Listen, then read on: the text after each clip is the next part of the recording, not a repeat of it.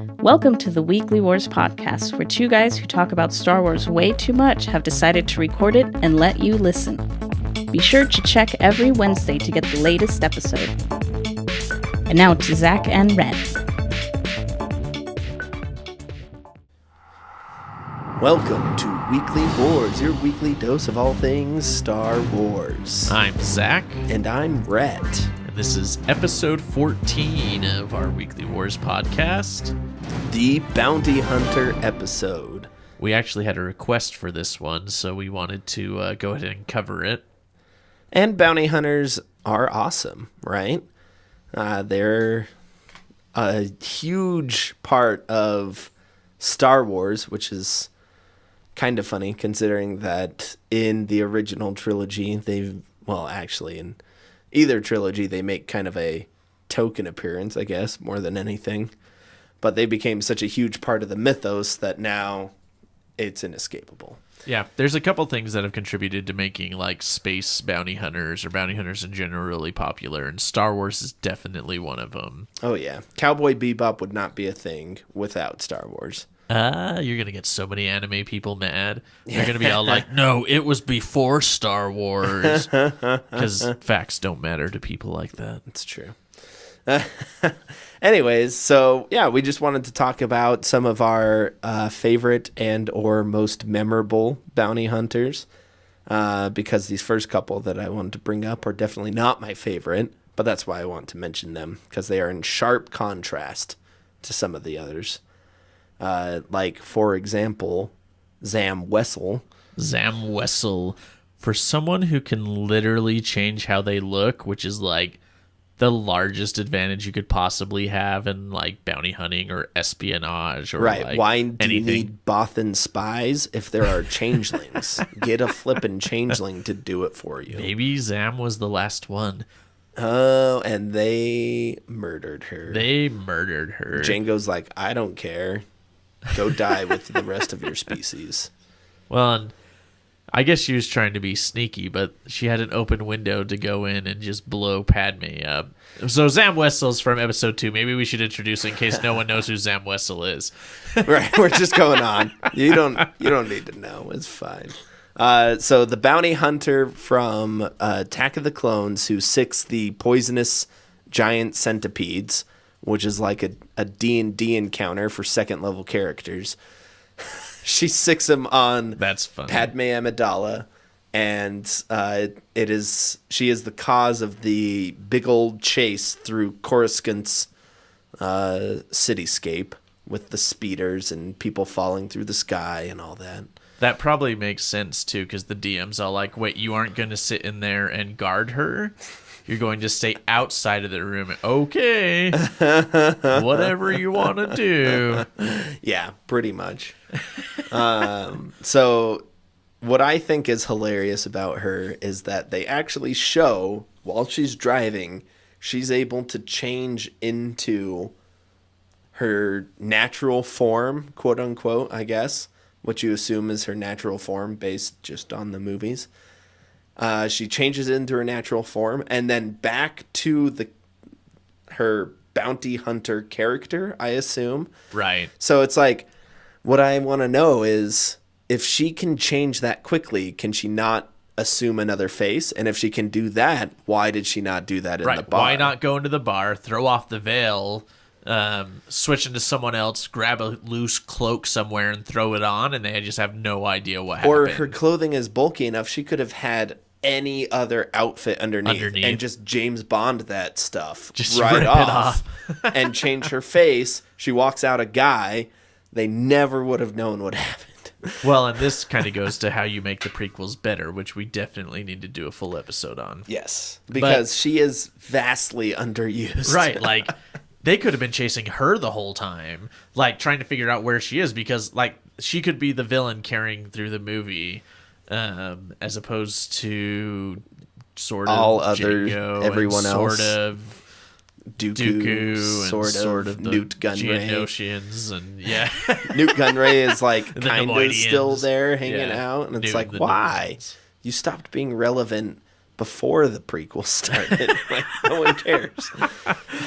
Right? And so like And it would have been interesting for, like, how do you catch someone who can shapeshift like that and can just switch outfits? How do you do it? And it could have been like a force thing or an intelligence thing or not. And I actually, episode 2 is my favorite, and I don't mind the path that Obi-Wan takes with his little detective story. It's kind of easy, but it's not like, at least it was understandable. Right.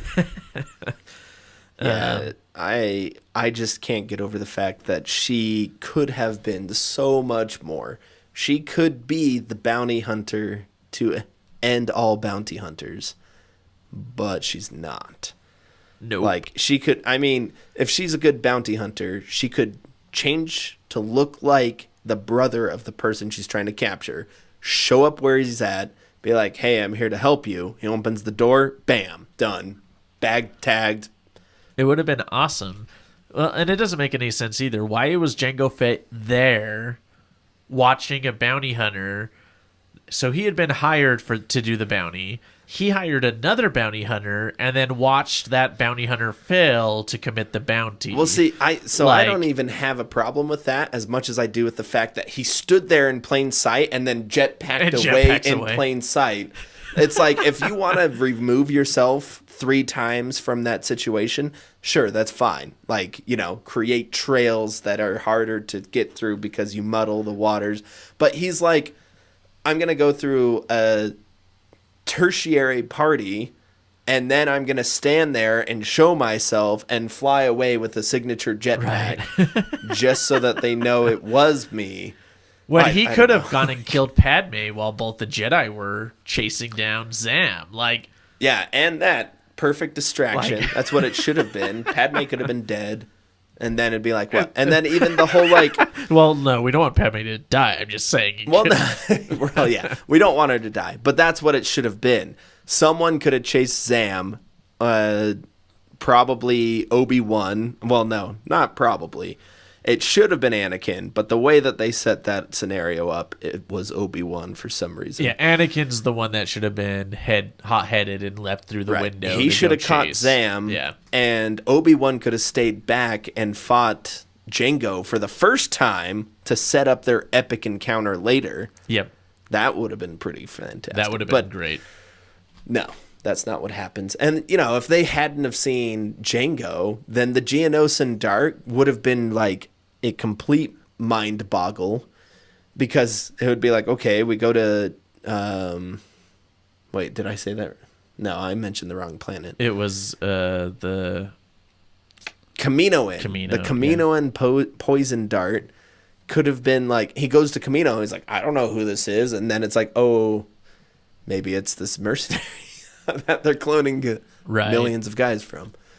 Well, anyways, that's like it could more have of been a mystery. Right. More of a mystery. They could have built it up differently. Instead of Obi-Wan just sees the armor and he's like, oh, I know this is the guy now. Right. I've seen that. I've seen the armor. The dart came from this place. This guy obviously lives here. I mean, like, why he didn't just like kill him there or arrest him there. Right. That's enough evidence. Right. He's like, no, I got to go ask the council first. A Jedi's eyewitness account of seeing a man fleeing the scene. We know from episode 1 that Jedi's accounts are meaningless. Apparently. So, poor Zam. She was cool in the card game. I thought she was cool. The old school Wizards of the Coast card game, not the West End. I think a common theme. School. Her concept is amazing. The execution and implementation was not. That's your story of George Lucas. Yes. Well, yeah, obviously his concepts are fantastic. Everyone loves the concept of everything he has done. It's his implementation that has always been the issue. He had people as intermediaries on the original trilogy, which is why the original trilogy is amazing. And J.J. Abrams is able to take that concept and make The Force Awakens, which is amazing. It's true. You also have, like, Ara Singh. I actually weirdly have kind of a crush on her. The only problem that I have is when they go too far in trying to tie in characters that you might recognize from something else. The movies, right? I mean, it's like, yeah, they have Ara Singh in the prequel, in Phantom Menace for 3 seconds, right? Right. If that. She's barely there. You probably don't even notice her if you haven't watched the movie a dozen times because she's a blip. And then they're like, oh yeah, we're going to make her into more of a thing. And then she ends up in a significant number of episodes of the Clone Wars. Clone Wars, right. And it's just, I don't know. To me, it's one of those things where it kind of shrinks the galaxy a bit. Because it's like, oh, you only really care about a handful of people in this galaxy of trillions of people. Yeah, I wonder if they were trying to create a Boba Fett with her. And if you don't know who she is, you can Google it. Aurrasing or Singh. I believe that is correct. She's a not even albino. It's like straight up white skinned alien. She's mostly bald. She has an antenna that comes out of her head, and she has like a top knot. Yeah. A red hair thing coming right up. And then she's got really long fingers and hands. Yeah. Which is kind of creepy. So she's described as a near human. Human. Yeah, basically There's just a lot of slight those. subspecies of human. But she also has cybernetics. That's what obviously the antenna is. So she has cybernetic enhancements. And she's slightly not human, I guess. But yeah, to me it is just like I mean, people may have been wondering about her when they saw her in Phantom Menace, and I like, have a crush on her. Yeah, you're a weirdo. No, it's like, I mean, again, like, it's just a little too much. Like, they're already bringing back Maul. They're already bringing back, like, I don't know, even Jar Jar. As far as the Clone Wars goes, I should say. Clone Wars delved into the area of trying to explore the backgrounds of all these other characters. And it's like, you chose that one to include more. Like, what is she? I want to see more of Captain Tanaka. How about that? That would be fun. Yeah. I like the guy's theory about Tanaka, that he was just like a regular dude on Naboo, and like, because they never have problems, they're super peaceful. That was going to be like the easiest job ever. Yeah. And then he just shows up to work, and they're all it's like his last billet before he retires. He's like, if I do this, I'll be done with the security forces. I can go home and live a normal life. And his, first week on the job, they get invaded by the Trade Federation, and he has to run off to Coruscant as a refugee. Just be like, Danny Glover style in Lethal Weapon. That's awesome. I'm too old for this. I'm too old for this. Okay, so Zam Wessel, underused. Aurra Singh, why? I think she's kind of cool. But perhaps overused. Maybe overused for what they were trying to do. Yeah, it's totally a personal bias, because I don't have a problem with every character that they've tried to expound on in Clone Wars. She's just not my favorite. You'd understand if you weren't married, or something, or something. So the next one I want to talk about is Greedo, and I don't think Greedo is amazing because of anything he does in particular, but basically he was used to make Han Solo awesome. Right. Han Solo definitely shot first. That is a fact.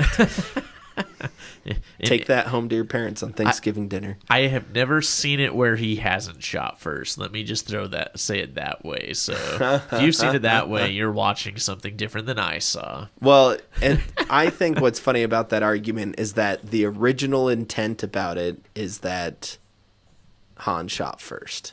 And I think that builds up his character a little better. It lets you know that he's not the perfect good guy. Right. Which is fine. Yeah. Whatever you want to say about like the director having the ability to change things later, and whatever his final vision is to be the true vision. I mean, that's what headcanon's for. So you can ignore all of that. Just be like, I don't care. He shot first. He shot first. And that's Greedo plays a huge part in making Han Solo who he is. Without Greedo, Han Solo is not completely Han Solo. Right. That is a very defining moment. And once again, to bring up we've talked about this scene in Force Awakens, but when Han throws the Conja Club member to the Rathtar. Into the That Rathtar. is another defining moment of Right. his character. So maybe we should talk about that guy. They're technically bounty hunters too. We didn't talk about them because they're trying to get Han Solo, right? No. He owes them money, huh? Yeah. So I what are think- they? They mercenaries? Well, the Guavian Death Squad works for King whatever, right? King. so they're King- maybe they're Peter Brain. mercenaries, but they're kind of acting as bounty hunters. Maybe. I think the Kanji Clubbers are more specifically a gang that just dabbles in everything, right? Like they do bounty hunting, they do drug running, they do whatever. Just sort of whatever. Yeah. And so That he kind of owed makes them sense if money. you're a criminal in this Right. galaxy. You take what comes. Yeah, just do what you can.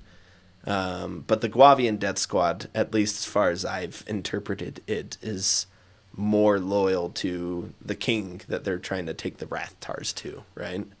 The king who has everything, apparently. Yeah, except Rathtars. Except Rathtars. What a loser. What a pansy. So anyways, I think Greedo at least is worth an honorable mention just because how, even though he gets blown up and turned into a little crisp, he sets other things up. Yes, indeed. I did want to bring up that from the last year's film contest, Star Wars fan film contest, one of the shorts that they did, it was an animated short about Greedo that was just pretty hilarious in my opinion, because they set it up that Jabba worked with Greedo's dad for a long time. And so he tells Boba, hey, I want you to go train Greedo because his dad, you knew his dad. He was super loyal. He just died. So go take Greedo under your wing and show him what's up. So it shows Boba and Greedo at a cantina talking, and he's telling them, like, this is what you do. This is how you be a bounty hunter. And then he's like, oh, look, there's Han Solo. He's got a thing on his head. So why don't you go try it out on him, okay? Oh, and then it ends the short with Greedo walking away. And he's like, yeah, I think this kid will do great.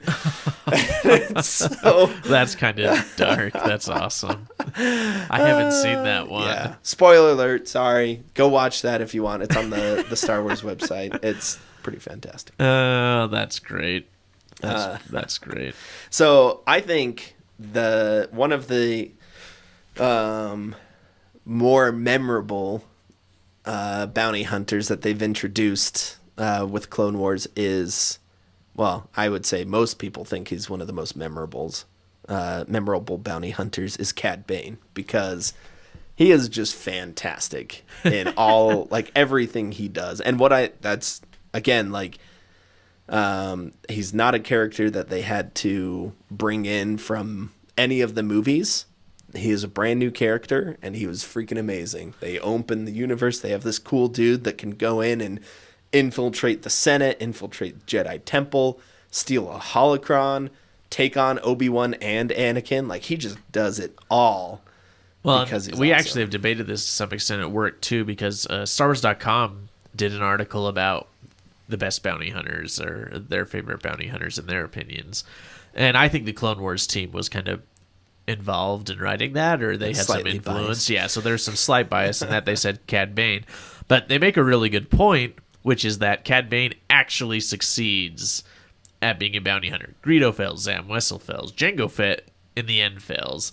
Boba Fett doesn't Boba really Fett succeed fails. on his own. He fails and he dies. Well, dies, He does- quote unquote. Right. He But- does succeed in Empire. But with Darth Vader Right. The assistance making of it the happen, Empire. right, with the assistance of Vader.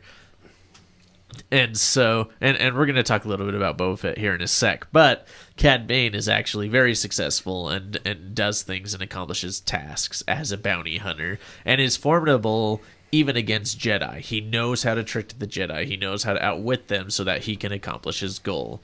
Right. And part of that is just knowing that they're goody two-shoes, or at least trying to be goody two-shoes, so he knows exactly what to do. He Batman gambits them. He always relies on them doing The right thing. the right thing. Yeah, so I think in terms of, like, total screen time, Cad Bane is definitely the most successful bounty hunter, right? Yeah, in terms of screen time. I would say, yeah. With comics and whatever else, it would probably swing more towards Boba Fett, comics and books. Boba Fett. But yeah, so on to Boba Fett then. It's so funny because I still think it's so bizarre that he just had such a brief moment. And like when I was a kid and I watched Empire Strikes Back for the first time, I think it was Vosk that stood out the most to me. Not Right, Boba giant Fett. Drooling lizard man with long foot talons. I'm like, what the heck is that? And how does he hold a gun? Right. I remember very distinctly IG-88. Like IG-88 stood out to me, and then he was obviously they had IG droids in Shadow of the Empire. Right, the video game. Yeah, so it's like he was very distinct to me in addition to Bosk. But yeah, Boba Fett was like, just because he had a speaking line, he's the one that grabbed the attention. So one thing that I have just recently read is apparently Boba Fett was going to be a much larger role in Return of the Jedi.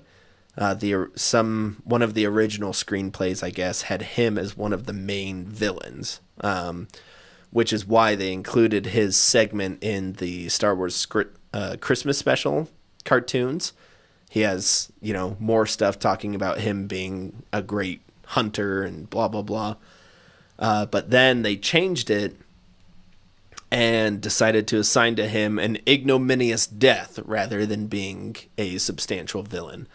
And it's just, honestly, for a character that so captivated people's hearts, it's like the worst way to go. Taken out by a blind dude swinging a stick. Like that's... It would have been so much better for him to, like, at the end of Return of the Jedi, to have found out that Han Solo's free again and just like, okay, well, I'll go take him out. Anything like that instead of just... Yeah, like don't dying. even include him. Why is he at Jabba's palace? Why does he have to stand guard there now that he's completed his bounty? Doesn't Send he move him on off to on a new bounty? Yeah, go on to the next task. I do have to say that in Clone Wars, they did expound on him, and I think that was pretty cool. It kind of set up like this duality he has of like, being a kid growing up in the underbelly of the galaxy, dealing with people like Aura Singh and other bounty hunters that are trying to teach him to be ruthless. He doesn't necessarily want to be ruthless, but he becomes ruthless and in terms of expanded universe, becomes one of the most feared bounty hunters of all time. And so, I think it's worth mentioning Boba Fett in terms of the totality of the Star Wars universe is the most successful bounty hunter. You just don't ever see it in the movies. But one specific part I wanted to mention is in the Star Wars comics that just started up last year after Marvel reacquired rights from Dark Horse. In the main Star Wars comic line, it focuses a lot on Luke as he's trying to get more into his Jedi training. And Luke eventually returns to Tatooine, goes back to old Ben's hut to try and find his stuff. And Vader hires Boba Fett to track down the pilot that blew up the Death Star before he knows that it's his son. Spoiler alert. If you don't know Luke blew up the Death Star, you should not be listening to this podcast. I'm just going to throw that out there.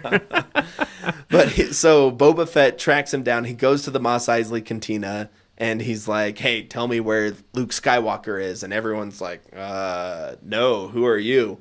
And some big, like, 6-armed dude steps out and is like, you can't make us do anything. And Boba Fett wrecks him. And, like, it's like, one panel later, he's got this guy on the ground in 5 different arm bars and is like, anyone else? And they're like, okay, we'll tell you where he's from. Like, it's so, I don't know. Well, it's and this is underrepresented. 100% related, but in this, we've met Daniel Logan, the voice actor. Well, he played Boba Fett in episode young Boba, young Boba in episode 2, and he does the voice in the Clone Wars, and he's just a really nice guy. And he's very positive with his fans, and he's able to laugh at himself and his role and everything. And so it's just sort of cool to know that guy. He's playing the young Boba Fett, and he's just awesome. And hopefully that he's the one in the Boba Fett solo. Like, that would be just amazing. That would be pretty cool. I would be so down. I guess we'll see what he does. But yeah, so that's pretty awesome. So yes, Boba Fett, the progenitor of the space bounty hunter trope. There we go. A round of applause. Yay. So my favorite,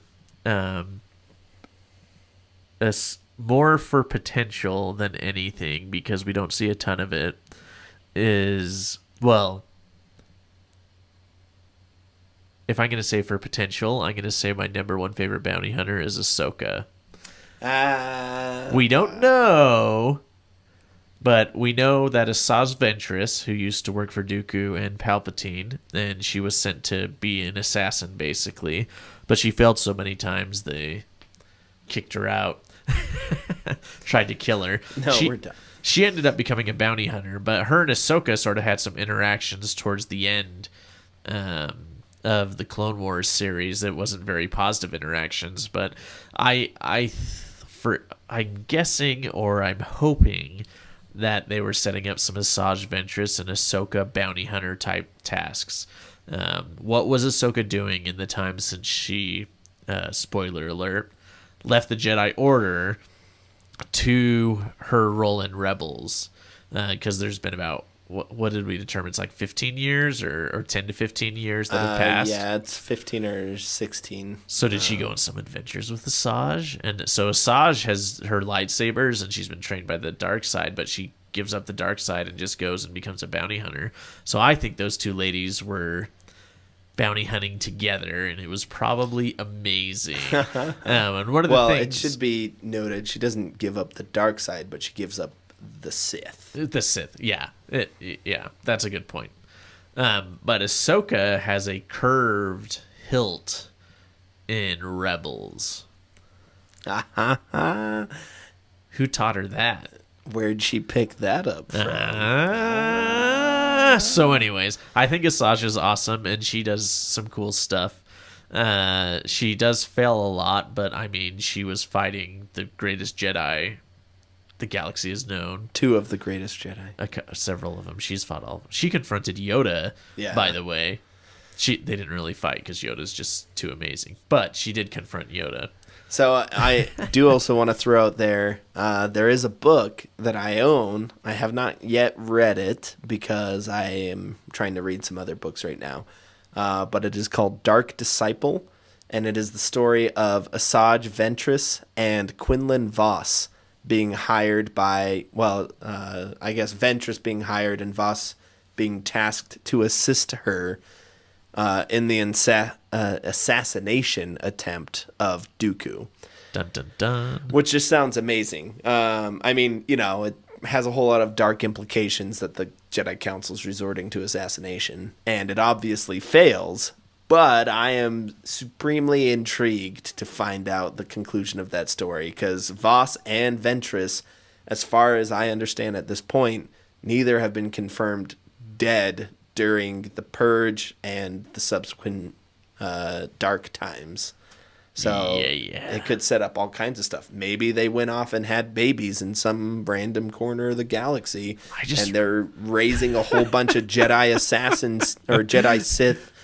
Raising an army of gray Jedi or something. Yeah. And then they're going to show up and wreck everything. What if Snoke is a transgender Asajj Ventress? New theory. I like it. Yeah. Gray and bald and... Right, the really pale skin. Maybe Night Sisters, when they get old enough, they turn into guys. Yeah. I mean, I don't know all their mythology. They are witches, so they could probably do all sorts of things. Yeah. It's whatever. Maybe she used a voice modulator. Who knows? Well, Snoke looks damaged or whatever. Her voice could have been messed up through fire or whatever happened to Snoke, so... I'll buy it. I'm down. I mean, the Snoke as Plagius theory has been completely debunked, quote unquote. In theory. In theory, it's been debunked. In theory, the theory has been untheoried. JJ is such a liar, and he makes everyone else lie too, so. Yeah, but I do trust Pablo. Pablo's a good guy. All right, so tell us that was my favorite, probably. So I have a very strong bias about my favorite. He's I don't know. In my opinion, this is like what should have been with Boba Fett. Like, Boba Fett is like standing there looking cool and then doesn't do anything cool. My favorite is Embo, the Kyuzo bounty hunter. And he not only stands there and looks cool, he never says a word except to his dog. And he does awesome things. And they even have an episode where Palpatine holds tryouts to have a group of bounty hunters assemble so that they can go do the one mission. And Cad Bane and Embo are the top two contenders. So at the time of the Clone Wars, Cad Bane's number one. Embo is right there with him. He is literally just a fraction of a second behind. So Embo is nearly on par with Cad Bane, but he doesn't have the charisma, I guess, so he gets overlooked. But Embo is the originator of the Kyuzo species, which Constable Zuvio is based on for the unused character for Force Awakens. Yeah. If you haven't seen him, go to your local Toys R Us, and there's like 500 toys right of him. He never came out, so no one ever bought his toy. Yeah. And so Kyuzo apparently have a cultural thing, whatever their culture is that hasn't been explored a whole lot in universe. But they wear hats that are like the straw hats of China and Japan. But they're made of metal, and Embo uses his like everything, like a shield. He uses it like a frisbee, like a sled, and he's like chucking it at people. I just freaking love it. And he also has a bowcaster. He also is super good at martial arts, apparently, because he's beating people hand to hand constantly. He's got a freaking warhound that he uses to help track down his enemies. And on top of all that, they introduce Embo in an episode of The Clone Wars that was an homage to Akira Kurosawa, and it was based on the movie The Seven Samurai.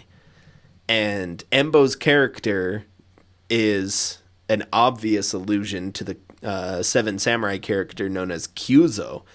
And in Seven Samurai, Kyuzo is like the peerless swordsman, right? Like, he's the guy when they're preparing for battle, everyone else has to tie up their kimonos because, that's what samurai did. They had to tie up the kimono to go into battle. But Kyuzo is trained in whatever his style is, where he doesn't do that. So he just walks around, sleeves flowing all over the place, and he just wrecks everyone. Like, he's the best swordsman in the movie, and he only dies by going up against a gun.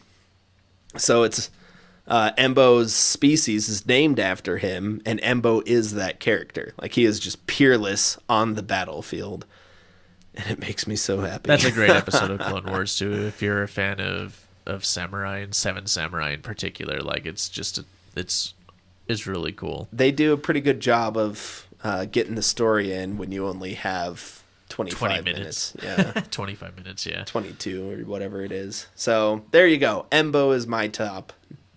There you go. Primero. So we do listen. We wanted to talk about bounty hunters because you wanted us to talk about bounty hunters. So let us know who your favorites are, or if you agree or disagree with us. We want to hear what your thoughts are, especially you, Wheels. I think that's the nickname you had, Wheels. Wheels. So. Tell us, Wheels. Tell us. We want to hear. Yeah, so I think that's it for this week. Thank you for joining us for another episode of Weekly Wars. And may the Force be ever in your favor.